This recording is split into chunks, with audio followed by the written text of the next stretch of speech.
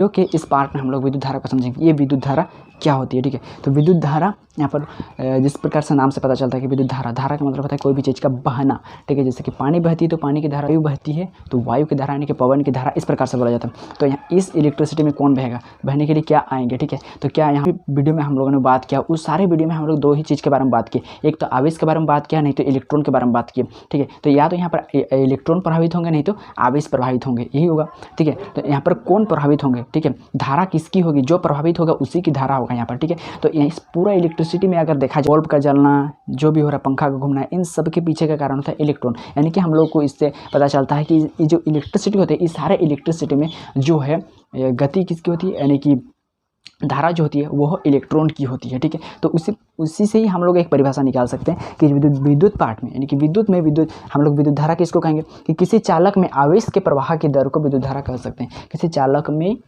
आवेश के प्रवाह की दर को विद्युत धारा, लेकिन मैंने बताया कि इलेक्ट्रॉन के प्रवाह को विद्युत धारा कहते हैं। तो फिर ये आवेश के प्रवाह की दर को क्यों कहते हैं, हमें यहाँ पर प्रभावित होता है, तो हम लोग कह सकते थे कि इलेक्ट्रॉन के प्रवाह को विद्युत धारा कहते हैं, है कि नहीं। लेकिन यहाँ पर हमने लिखा कि आवेश के प्रवाह की दर को विद्युत धारा कहते हैं। ये क्यों, ऐसा क्यों, इसको हम लोग समझते हैं। चलिए, आवेश तभी उत्पन्न होंगे जब विद्युत धारा वहाँ पर से होकर के गुजरेगा। वो कैसे, क्योंकि बोर यह बात को स्पष्ट कर दिया था कि यदि कोई परमाणु में इलेक्ट्रॉन उपस्थित रहता है, यानी कि सभी पदार्थ परमाणु से मिलकर के बना होते हैं, हम लोगों को पता है, ठीक है। और उस परमाणु इलेक्ट्रॉन जो होते हैं, उस इलेक्ट्रॉन का अगर उसकी कक्षा से, जहाँ पर वो चक्कर घूर्णन करता है, उस कक्षा से अगर उसको भटका दिया जाए, मतलब उस कक्षा से अगर उस इलेक्ट्रॉन को हटा दिया जाए, तो वहाँ पर ऊर्जा बनता है, ठीक है।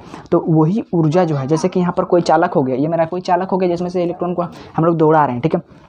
इसमें से ये कोई मेरा एक तार लिया हम इस प्रकार से, और तार तो क्या, तार भी परमाणु से मिलकर के बना होता है। परमाणु का मतलब सबसे छोटा कण तत्व का, यानी कि सबसे छोटा पीस होता है, ठीक है, बहुत छोटा पीस होता है। तो परमाणु से मिलकर के वो तार बना होता है। परमाणु से बना होता है, मतलब यहाँ भी इलेक्ट्रॉन, यहाँ भी इलेक्ट्रॉन, यहाँ भी इलेक्ट्रॉन, सब जगह इलेक्ट्रॉन उपस्थित रहते हैं। तब क्या होता है, किसी अगर हम लोग ऐसी स्थिति उत्पन्न कर देते हैं कि यहाँ का इलेक्ट्रॉन किसी कारणवश यहाँ चला जाता है, यहाँ का इलेक्ट्रॉन यहाँ चला जाता है, यहाँ का इलेक्ट्रॉन यहाँ चला जाता है। तो देखिए, अब बोर ने कहा था कि हाँ, इलेक्ट्रॉन को अगर तुम अपनी इसकी कक्षा से अगर तुम भटका रहा है, कहीं पर दूसरी कक्षा में भेज रहा है, तो यहाँ पर क्या उत्पन्न होगा, यहाँ पर उत्पन्न होगा ऊर्जा। उस ऊर्जा को हम लोग बोलते हैं आवेश, ठीक है। इलेक्ट्रॉन को दे रहा है, या फिर हम लोग बोल सकते हैं इलेक्ट्रॉन का देन हो रहा है, यह इलेक्ट्रॉन इसमें जा रहा है। तो क्या होगा, इलेक्ट्रॉन जा रहा है मतलब आवेश उसमें आ जाएंगे, या तो धन आवेश या ऋण आवेश, इसके बारे में हम लोग अभी बात नहीं कर रहे हैं, उसमें आवेश आ जाएंगे, ठीक है। यह इलेक्ट्रॉन इसमें चला जाएगा, तो यहाँ पर भी क्या उत्पन्न हो जाएगा, आवेश उत्पन्न हो जाएगा। यह इलेक्ट्रॉन यहाँ चले जाएंगे, मतलब यहाँ भी क्या उत्पन्न होगा, यहाँ पर भी उत्पन्न हो जाएगा मेरा आवेश।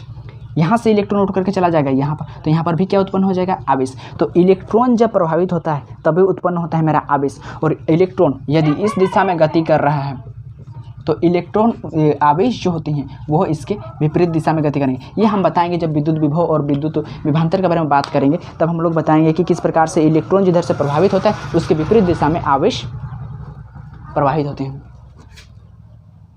तो आपको समझ में आ गया होगा कि हम आवेश के प्रवाह की दर को विद्युत धारा क्यों कहते हैं, जबकि बात की कि इलेक्ट्रॉन के प्रवाह जो इलेक्ट्रिसिटी होती है इसमें इलेक्ट्रॉन प्रभावित होता है, ठीक है। तो इलेक्ट्रॉन प्रभावित होता है, इसी इलेक्ट्रॉन के प्रभावित होने से मतलब एक इलेक्ट्रॉन का इसमें जाने के परिणाम स्वरूप ही हम लोग को आवेश उत्पन्न होता है। यहाँ से यहाँ गया मतलब यहाँ भी आवेश उत्पन्न होगा, यहाँ से यहाँ गया मतलब यहाँ पर भी आवेश उत्पन्न होगा, यहाँ से यहाँ गया मतलब यहाँ पर भी आवेश उत्पन्न होगा। और इसी आवेश को जो है का प्रवाह अगर होता है, आवेश के गुण में तीसरा गुण हमने बताया था कि आवेश उच्च विभव से निम्न विभव की ओर गति करता है। तो इसी आवेश का प्रभाव होना ही क्या कहलाता है, वो कहलाता है मेरा विद्युत धारा, ठीक है।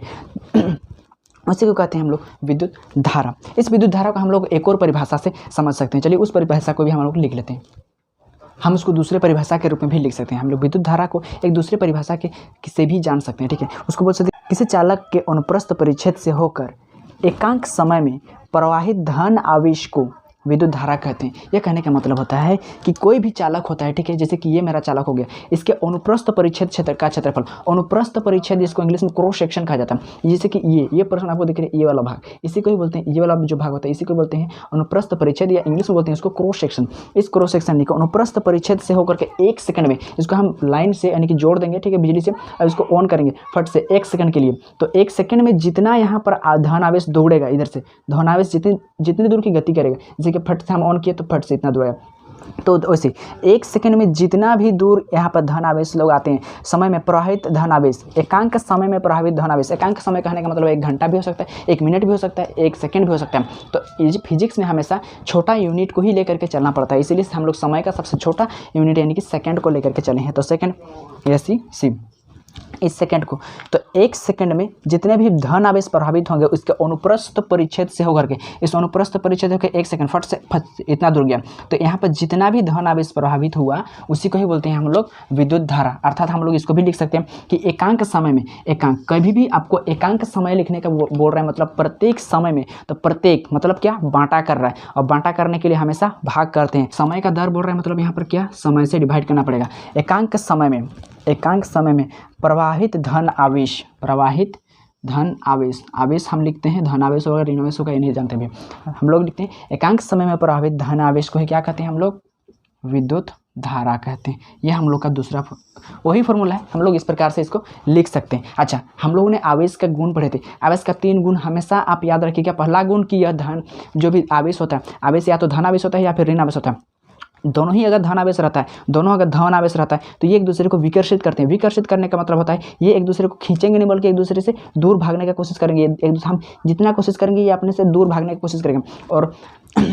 और जो वी जाति होते हैं, मतलब एक होता है धन आवेश, एक होता है ऋण आवेश, तो ये अपने को एक दूसरे से अपने और खींचते हैं इस प्रकार से। मतलब सजातीय आवेश एक दूसरे को क्या करते हैं, विकर्षण करते हैं, और विजातीय आवेश एक दूसरे को आकर्षण करते हैं। ये मैंने पहला गुण आपको बताया था, इसको कूलम के नियम के नाम से भी जाना था। दूसरा गुण मैंने आपको बताया था कि आवेश जो होता है वो हमेशा इलेक्ट्रॉन के पूर्णांक गुणज होते हैं, मतलब आवेश जो होता है वह क्वांटीकृत होता है, अर्थात Q = Ne। ये मैंने फॉर्मूला आपको बताया था। तीसरा गुण मैंने बताया था कि आवेश जो होता है वो उच्च विभव से निम्न विभव की ओर गति करता है, जो मैंने इससे पहले ही आपको समझा दिया था, ठीक है। तो इसमें Q के बराबर हम लोग एक और लिख सकते हैं, अर्थात Q बराबर हम लिख सकते हैं Ne, जो हम लोग का दूसरा आपको आवेश का गुण बताए थे। तो इस प्रकार से हम यहाँ पर एक और फॉर्मूला इसको बना सकते हैं। Q के जगह पर हम लिख सकते हैं Ne, और यहाँ पर हो जाएगा मेरा T, ठीक है। Ne क्यों हुआ, क्योंकि Q = Ne होता है, Q = Ne आवेश का एक गुण होता है। तो इस प्रकार से हम लिख सकते हैं क्योंकि Ne ये मेरा क्वांटीकृत जो नियम था, क्वांटीकृत आवेश क्वांटीकृत होता है, अर्थात आवेश जो होता है वो इलेक्ट्रॉन के पूर्णांक गुणज होते हैं का नियम से हम लोग यहाँ पर लगा दे सकते हैं, ठीक है। तो अब हम लोग इसका अगर ऐसा ही मात्रक की बात करेंगे, यानी मात्रक की बात करेंगे, मात्रक बहुत सारा होता है, ठीक है। जैसे कि समय को मापने का बहुत सारा होता है, सेकंड होता है, समय होता है, मिनट होता है, ठीक है। और उसी प्रकार से विद्युत धारा को किस किस चीज़ से मापा जाता है, तो इसका SI मात्रक, SI का कहना मतलब होता है इंटरनेशनल सिस्टम यूनिट्स, अंतर्राष्ट्रीय मानक पद्धति इसको हिंदी में कहा जाता है। इसका SI मात्रक होता है, यह फॉर्मूला से ही निकलता है। जैसे कि आवेश का SI मात्रक होता है मेरा कूलम, आवेश का SI मात्रक होता है मेरा कूलम, और समय का सबसे छोटा मात्रक होता है मेरा सेकेंड। तो इस प्रकार से हम अपना फॉर्मूला निकाल सकते हैं, कूलम प्रति सेकेंड। इसी को ही हम एक और फॉर्मेट में लिख सकते हैं, कूलम सेकेंड इनवर्स। इस प्रकार से भी हम लोग लिख सकते हैं, ठीक है। इसका एक और व्यवहारिक मात्रक होता है, व्यवहारिक मात्रक कहने का मतलब ज़्यादातर इसका प्रयोग किया जाता है।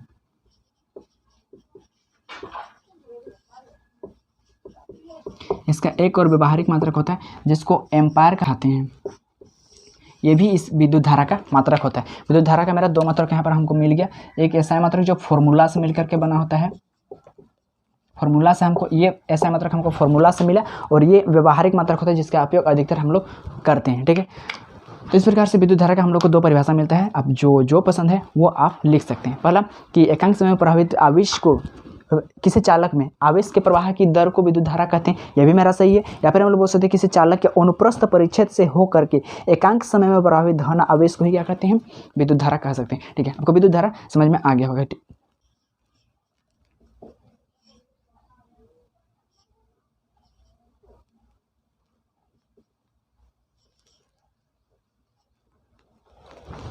चलिए, विद्युत धारा हम लोग जैसे ही इसका परिभाषा को पढ़े, ठीक है। इस परिभाषा को पढ़ने से हमको एक सूत्र की प्राप्ति हुई, यानी कि हम लोग एक फॉर्मूला पाए, ठीक है। तो इस फॉर्मूला का यूज कर लेते हैं, तभी हम आगे बढ़ेंगे। नहीं तो फॉर्मूला मिल गया, फॉर्मूला मिलता ही है हमको उसको एक्सरसाइज करने के लिए, उसको बनाने के लिए। तो चलिए हम 2-1 क्वेश्चन लेते हैं जो इस विद्युत धारा पर आधारित है, ठीक है।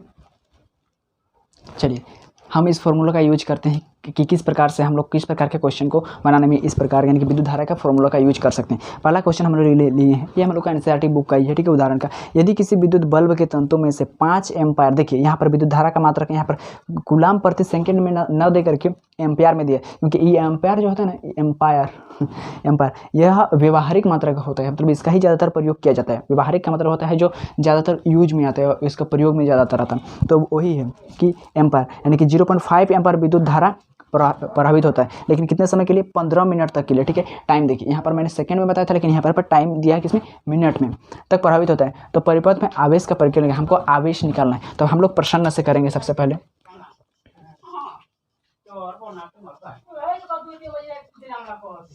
मतलब प्रश्न में यानी कि क्वेश्चन में जितना भी हम लोग उनके डाटा दिया है उसको पहले हम लोग संग्रहित कर लेते हैं, ठीक है। तो सबसे पहले हम लोग यदि किसी विद्युत बल्ब के तंतु में से इतना एम्पायर की विद्युत धारा, यानी कि हमको दिया है कितना? धारा को हम लोग आई से दिखाते हैं। विद्युत धारा आई दिया है कितना? 0.5 एम्पायर में दिया हुआ है धारा 0.5 एम्पायर। और क्या दिया है? धारा। टाइम दिया हुआ है, टाइम दिया है कितना? वो दिया हमारा 15 मिनट। क्या ये चलेगा? फिजिक्स में ये नहीं चलेगा, क्योंकि हमेशा यदि क्वेश्चन बोलता है कि हम लोग को मीटर मिनट में ही चाहिए तो ठीक है, लेकिन हमको हमेशा सेकंड में निकालना है, क्योंकि ऐसा मात्रक हम लोग को होता है क्या है? वो सेकंड में होता है, ठीक है। इसीलिए हम मिनट को चेंज करेंगे सबसे पहले किसमें? सेकंड में, ठीक है। तो इसको हम लोग चेंज करेंगे सेकंड में। तो इसको सेकंड में, मिनट को सेकंड में चेंज करने के लिए क्या करते हैं हम लोग? 15 मिनट और इंटू हम लोग क्या करेंगे? 60।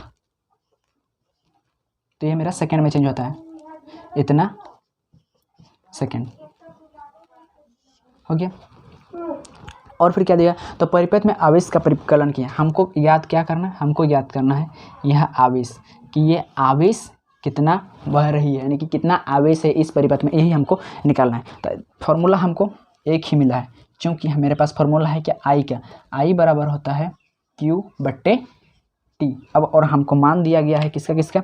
आई का मान दिया गया है, तो हम उसी को बैठा लेते हैं। पहले Q का मान हमको निकालना है,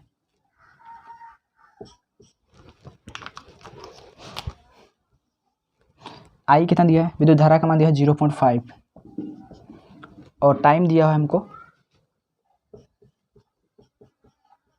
इतना सेकंड।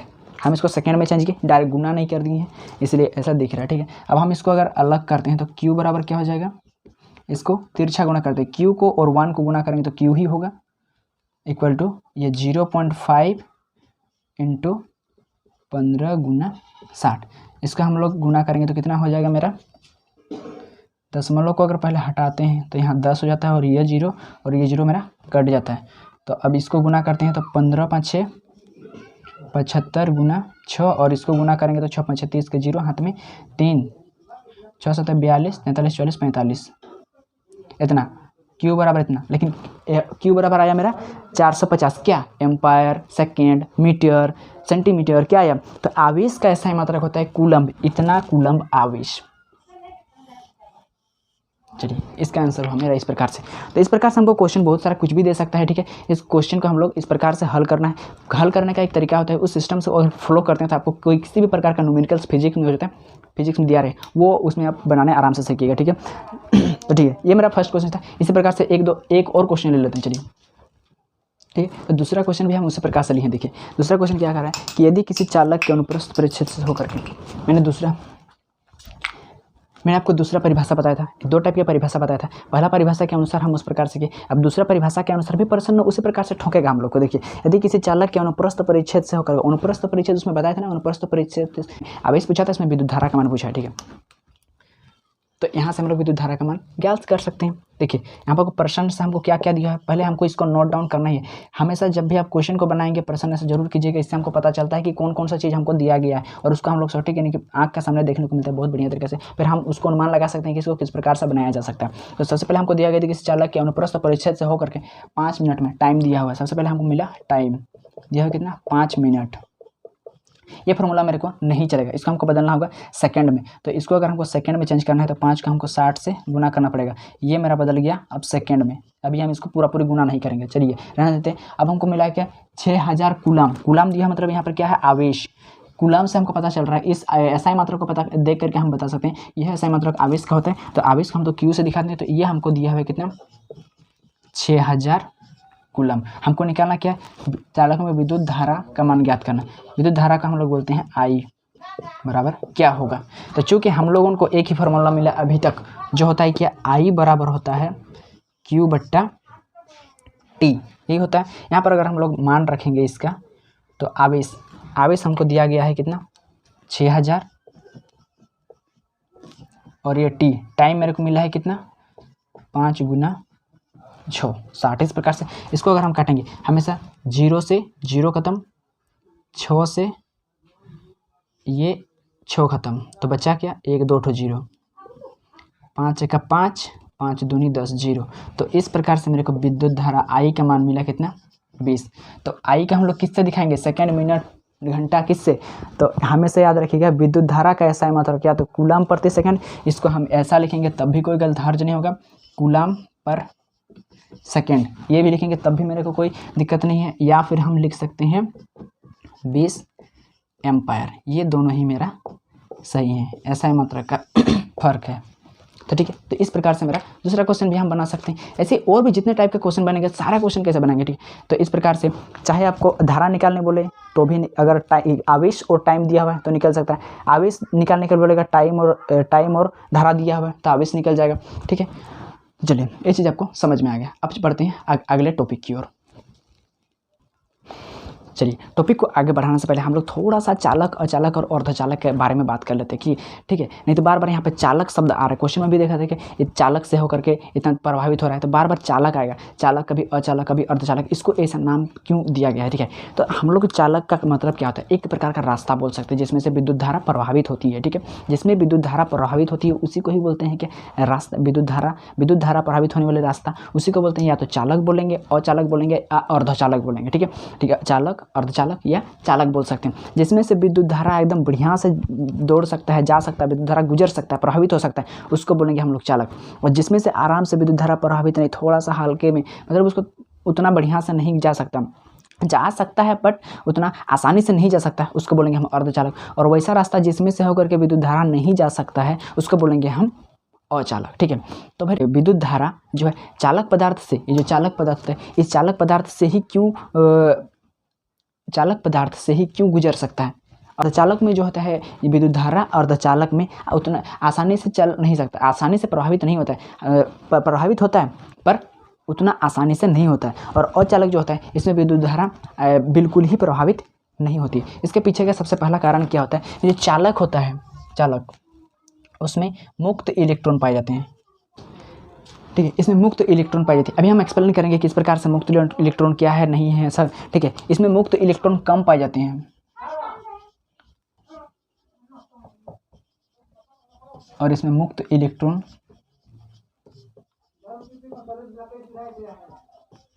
नहीं पाए जाते हैं। देखिए, अब ये इलेक्ट्रॉन हम चालक की बात कर रहे हैं बार बार, देखिए, क्योंकि हम लोग यह बात पहले ही पढ़ चुके हैं, ठीक है। हम लोग यह बात जानते हैं कि जितने भी टाइप के पदार्थ बने हैं वो सारे पदार्थ जो है परमाणु से मिलकर के बने होते हैं, ठीक है। परमाणु से मिलकर के बना होता है, मतलब उस सारे पदार्थ में इलेक्ट्रॉन उपस्थित रहते हैं। और जैसे कि मेरा तार हो गया, ये भी परमाणु से मिलकर के बना होता है, एल्यूमिनियम के ऊपर तार है कि वो भी क्या परमाणु से मिलकर के बना होता है, यानी कि उसमें भी इलेक्ट्रॉन उपस्थित रहता है। ये कपड़ा की बात करेंगे, अगर आजकल के कपड़ा के बारे में बात करेंगे तो ये कपड़ा, ये भी परमाणु से मिलकर के बना होता है। तो हम जब तार को किसी बल्ब से जड़ते हैं, किसी तार को बल्ब से जोड़ते हैं और स्विच को ऑन करते हैं तो बल्ब जलने लगता है, लेकिन इस कपड़ा को अगर हम लोग जोड़ेंगे तो बल्ब नहीं, क्यों नहीं जलेगा भाई, ये भी तो परमाणु से मिलकर के ही बना होता है कि नहीं। इसमें भी इलेक्ट्रॉन है, परमाणु से बना है, मतलब इसमें भी क्या है, इलेक्ट्रॉन इसमें भी उपस्थित,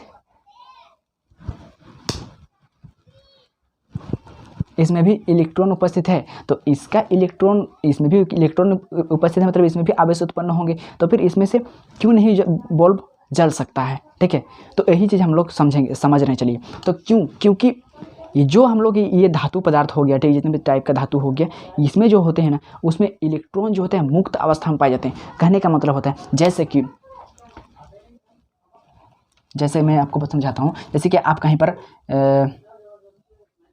मेला जाते हैं, कहीं पर आप मेला वाला गए हैं, ठीक है, वहाँ पर बहुत सारा आदमियों की भीड़ आपको देखने को मिलेगी। कहीं पर मेला जाते हैं, ठीक है, और आपको मेला के इस पार से उस पार जाना है। आप इस पार में खड़े हैं,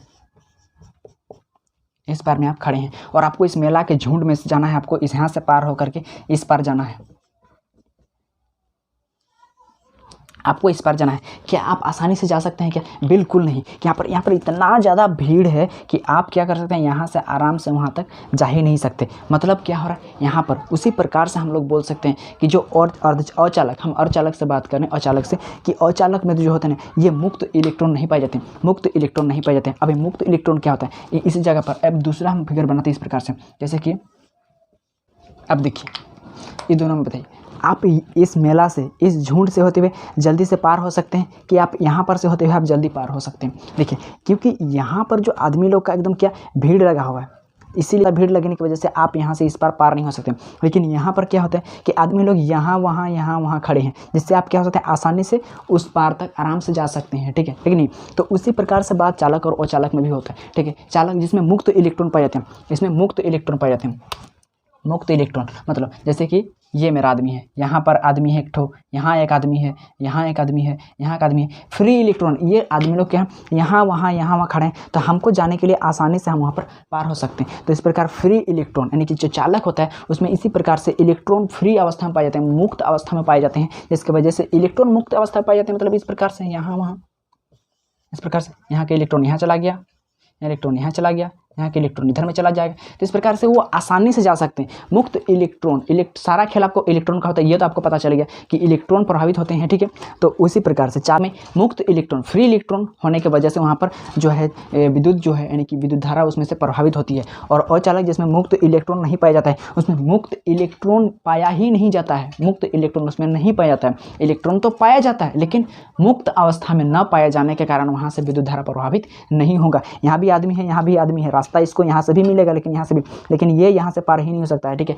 अब आदमी की बात है, लेकिन वो करंट यहाँ पर से वो पार नहीं हो सकता और यहाँ से वो पार हो सकता है। ठीक है, इस प्रकार से कि यदि फ्री इलेक्ट्रॉन, यदि किसी वस्तु में फ्री इलेक्ट्रॉन पाया जाता है तो मतलब वो क्या है, वो एक चालक है। और यदि किसी वस्तु में यदि फ्री इलेक्ट्रॉन यानी कि मुक्त इलेक्ट्रॉन नहीं पाया जाता है तो वो क्या है, अचालक है। तो इसी प्रकार से जितने भी प्रकार के हम लोगों को धातु पदार्थ देखने को मिलते हैं, ठीक है, वो सभी धातु और वो सभी धातु जो क्या होते हैं उसमें फ्री इलेक्ट्रॉन, मुक्त इलेक्ट्रॉन पाए जाते हैं। मतलब ये क्या होते हैं, विद्युत का बढ़िया चालक होते हैं। ये विद्युत मतलब इनमें से होकर के जो विद्युत होता है वो प्रवाहित हो सकता है। ठीक है, अब हम बात की थी कि कपड़ा से होकर के विद्युत क्यों नहीं प्रभावित होगा। तो जो कपड़ा होता है वह अचालक होता है। क्यों? क्योंकि इसमें इलेक्ट्रॉन तो पाया जाता है लेकिन मुक्त अवस्था में इलेक्ट्रॉन नहीं पाया जाने के कारण इसमें से विद्युत धारा प्रभावित नहीं होता है। ठीक है, तो इसीलिए इसका हम लोग बोलते हैं अचालक और इसको बोलते हैं चालक। अर्धचालक का मतलब होता है मानो आधा बीच का मुक्त इलेक्ट्रॉन पाया जाएगा लेकिन कम मात्रा में पाया जाएगा तो पार होगा, लेकिन आराम से पार नहीं होगा। जैसे कि हम लोग इसको व्यवहारिक उदाहरण के समझेंगे, जैसे हम लोग को कहीं पर जाना होता है तो रास्ते से हो जाते हैं, तो रास्ता भी हमको बहुत प्रकार का मिलता है कि नहीं। एक रास्ता मिलता है हाईवे, जहाँ पर हम लोग आराम से जा सकते हैं, आराम से, एक मिलता है शॉर्टकट रास्ता जो बहुत उबड़ खाबड़ आराम से नहीं जा सकते।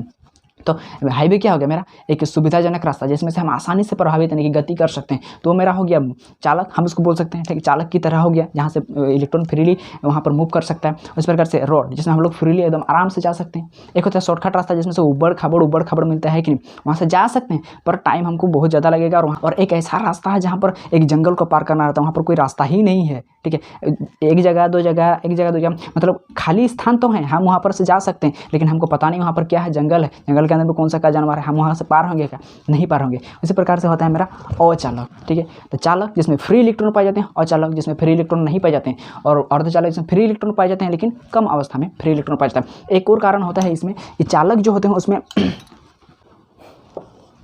एक और गुण होता है इसको ये चालक बनने में और उसको अचालक बनने में, वो होता है हमारा प्रतिरोधकता। ये प्रतिरोध क्या होता है, एक नया शब्द, ये आगे आने वाला ये है। ठीक है, ये चीज़ हम लोग को आगे पढ़ने को मिलेंगी, इसलिए हम बोलते हैं प्रतिरोधकता जो होता है ना, वो होता है हम लोग का रास्ता में रुकावट उत्पन्न करने वाला चीज़। ठीक है, तो वैसे ही चालक जो होते हैं उसमें रुकावट उत्पन्न करने वाला चीज़ सब क्या रहते हैं, कम रहते हैं, और जो अचालक रहते हैं उसमें रुकावट उत्पन्न करने वाला आदमी लोग ही ज़्यादा रहते हैं। यहाँ पर जो आप लोग भीड़ बताए थे, ये भीड़ वैसा चाहेगा तो वो लोग आदमी लोग दूर दूर भी रह सकता है, लेकिन उसको पता है अगर उस पर जाएगा तो हम लोग से ज़्यादा अमीर बनेगा, चाहे कुछ भी उसको सफलता मिलेगा, इसलिए लोग उसको जाने के लिए नहीं देंगे। ठीक है, तो प्रतिरोधकता का गुण इसमें, रोकने वाला गुण इसमें कम पाया जाता है, और उसमें जो अचालक होते हैं उसमें रोकने वाला का गुण क्या होता है, बहुत ज़्यादा पाया जाता है, इसलिए इसको बोलते हैं चालक, उसको बोलते हैं अचालक। और तो चालक में तो क्या बीच वाला होता है, आपको चालक समझ में आ गया। ठीक है, अब हमने बात कर दिया कि मूर्ख, जैसे कि एक कपड़ा में से विद्युत धारा गुजर नहीं सकते, तो भाई ये इलेक्ट्रॉन ये भी परमाणु से मिलकर के बना होता है, ये बात तो मान रहे हैं कि नहीं, परमाणु से मिलकर के बना होता है, मतलब इसमें भी इलेक्ट्रॉन है।